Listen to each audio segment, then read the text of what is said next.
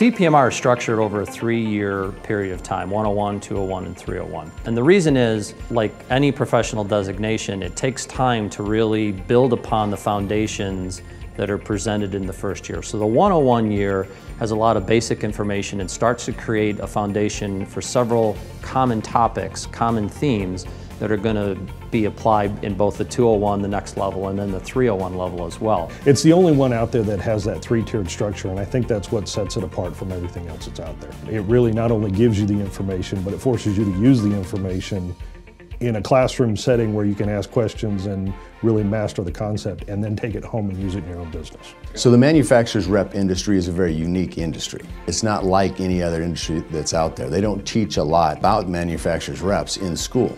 So there's a lot taught here at Murph in regards to line profitability, understanding your manufacturer, contracts, different things that you can't just learn everywhere else about the manufacturer's rep world. That's one of the great things about the CPMR program is it goes through a lot of different topics, a lot of different things, a lot of different tools to help your company grow beyond just the individual salesperson or the salespeople being able to grow their territories.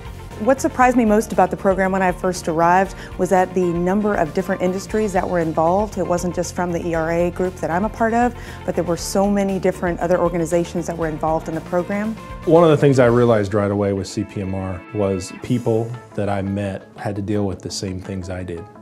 Being a rep, there's not a lot of people who know what it is that we do. And to be able to come to this class, and even in the first day to realize that there's other people who have the same issues. We all got together to be able to come together as a group and be able to say, okay, I've used this here, I've got success here, this is what I do in these situations. And going through the different classes, it helped us build that foundation to be able to know where to go for years ahead.